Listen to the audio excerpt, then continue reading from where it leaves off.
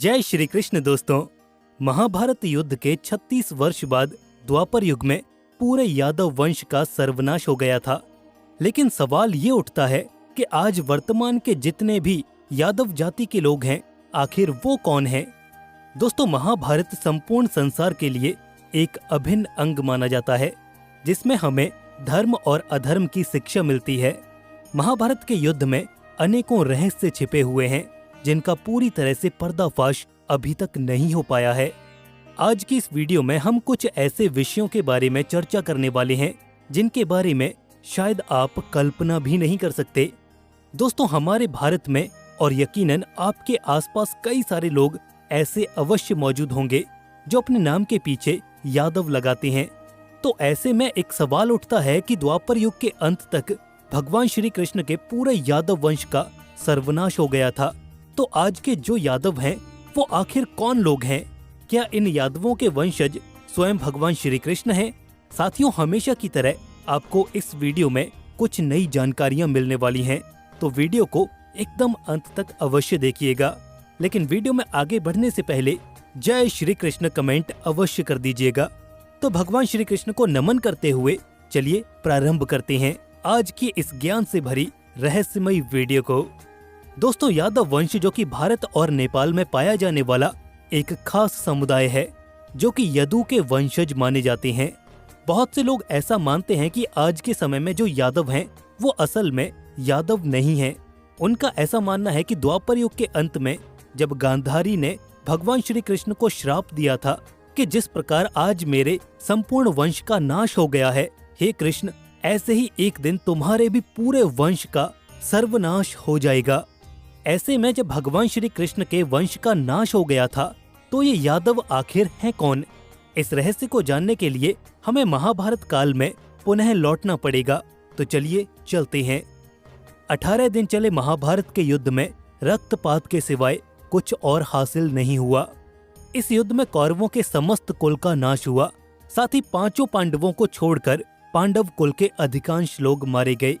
लेकिन इस युद्ध के कारण और युद्ध के पश्चात एक और वंश का खात्मा हो गया था। वो था भगवान श्री कृष्ण जी का यदुवंश।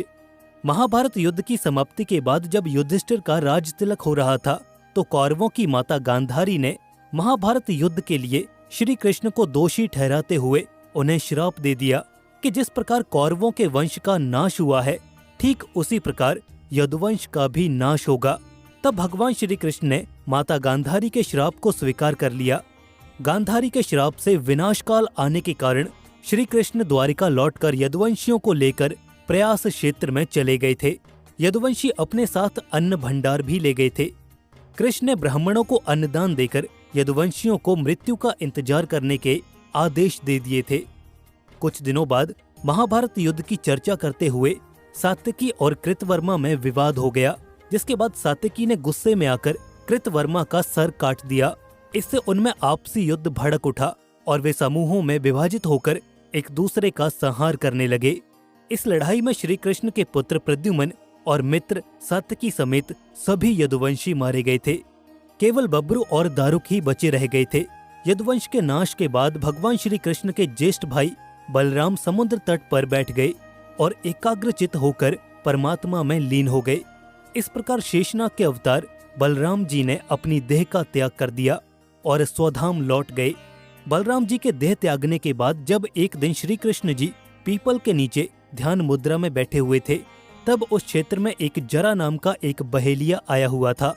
जरा एक शिकारी था और वह हिरण का शिकार करना चाहता था। जरा को दूर से हिरण के मुख के समान श्री कृष्ण जी का तलवा दिखाई दिया। बहेलिये ने बिना कोई विचार किए वहीं से एक तीर छोड़ दिया, जो कि श्री कृष्ण के तलवे में जाकर लगा। जब वो पास गया तो उसने देखा कि श्री कृष्ण के पैरों में उसने गलती से तीर मार दिया है, जिसके बाद उसे बहुत पश्चाताप हुआ और वो क्षमा याचना करने लगा। तब श्री कृष्ण ने बहेलिये से कहा कि जरा तू डर मत, तूने मेरे मन का काम किया है, अब तू मेरी आज्ञा से स्वर्ग लोक प्राप्त करेगा। बहेलिये के जाने के बाद वहाँ श्री कृष्ण का सारथी दारुक पहुँच गया। दारुक को देखकर श्री कृष्ण ने कहा कि वो द्वारिका जाकर सभी को ये बताए कि पूरा यदुवंश नष्ट हो चुका है और बलराम के साथ श्री कृष्ण भी स्वधाम लौट चुके हैं। अंत सभी लोग द्वारिका छोड़ नगरी अब जलमग्न होने वाली है। मेरे माता पिता और सभी प्रियजन इंद्रप्रस्थ चले जाएं। भगवान श्री कृष्ण द्वारा दिया गया संदेश लेकर दारुक वहां से चले गए। उसके बाद उस क्षेत्र में सभी देवता और स्वर्ग की अप्सराएं, यक्ष, किन्नर, गंधर्व आदि आए और उन्होंने श्री कृष्ण की आराधना की। आराधना के बाद श्री कृष्ण ने अपने नेत्र बंद कर लिए और शरीर त्याग करके अपने धाम को लौट गए। श्रीमद् भगवत गीता के अनुसार जब श्री कृष्ण और बलराम के स्वधाम मग्न की सूचना इनके प्रियजनों तक पहुंची तो उन्होंने भी इस दुख से अपने प्राण त्याग दिए। देवकी, रोहिणी, वासुदेव, बलराम जी की पत्नियां, श्री कृष्ण जी की पटरानियां आदि सभी ने अपने शरीरों का त्याग कर दिया। इसके बाद अर्जुन ने यदुवंश के निमित्त पिंड दान और श्राद्ध आदि संस्कार किए। इन संस्कारों के बाद यदुवंश के बचे हुए लोगों को लेकर अर्जुन इंद्रप्रस्थ लौट आए। इसके बाद श्री कृष्ण के निवास को छोड़कर शेष द्वारिका समुद्र में डूब गई। इसके बाद यदुवंश आगे बढ़ने लगा, लेकिन प्रश्न तो अभी भी बरकरार है कि संपूर्ण यदुवंशियों का तो सर्वनाश हो गया था, तो जो यादव वंश आज भारत में रहता है क्या वो भगवान श्री कृष्ण का ही यादव वंश है? असल में दोस्तों, गांधारी के श्राप के कारण भगवान श्री कृष्ण के वंश के जितने भी लोग थे वो गलत मार्ग पर चले गए थे। वो लोग मदिरा इत्यादि का सेवन करने लगे और मांस आदि का भक्षण करने लगे। इसके साथ ही संपूर्ण यादव वंश स्त्रियों का अपमान करने लगा और सभी आपस में लड़ने लगे। एक दूसरे के प्रति द्वेष और अहंकार की भावना रखना, उनके अंदर ये अभिमान भी आ गया था कि उनकी रगों में यदुवंशियों का खून बह रहा है, जिसके कारण उनका कोई सर्वनाश नहीं कर सकता। तभी भगवान श्री कृष्ण ने विचार किया कि अगर ये अधर्मी आज जीवित रहे तो कलयुग का सर्वनाश आज ही कर देंगे। इसलिए भगवान श्री कृष्ण ने मात्र अपने ही वंश का सर्वनाश करवाया। भगवान श्री कृष्ण ने अपने वंश की रक्षा नहीं की थी। भगवान श्री कृष्ण ने उन्हें युद्ध के माध्यम से समाप्त करवा दिया था। उसके बाद भगवान श्री कृष्ण और उनके ज्येष्ठ भ्राता बलराम जी ने अपने शरीर को त्याग दिया था। माता गांधारी के श्राप ने पूरे यादव वंश का सर्वनाश नहीं किया था। माता गांधारी के श्राप ने केवल भगवान श्री कृष्ण और उनके वंशजों को ही श्राप दिया था। असल में दोस्तों, द्वारिका में यदुवंश के लोग बहुत पहले से रहते थे। माना जाता है कि द्वारिका भगवान श्री कृष्ण का ननिहाल था, यानी वासुदेव जी से पहले वहाँ पर लोग रहा करते थे। जब उनका विवाह हुआ तो वो द्वारिका आ गए थे। इसलिए दोस्तों, पूरे यदुवंश का नाश नहीं हुआ था, केवल भगवान श्री कृष्ण और उनके वंश का ही नाश हुआ था। दोस्तों, आज के लोग जो अपने नाम के पीछे गर्व से यादव लगाते हैं, वो लोग कोई और नहीं बल्कि भगवान श्री कृष्ण के वंशज ही हैं, ऐसा हम कह सकते हैं। तो दोस्तों, फिलहाल इस वीडियो में बस इतना ही। हम आशा करते हैं कि इस वीडियो के माध्यम से अवश्य आपको नई जानकारी प्राप्त हुई होगी। क्या इससे पहले आपको इस कथा के बारे में पता था?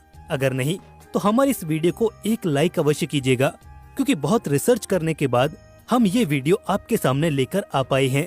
इसी के साथ दोस्तों, मिलते हैं अगले वीडियो में। तब तक के लिए जय श्री कृष्ण। भगवान श्री कृष्ण की कृपा आप और आपके परिवार पर सदैव बनी रहे।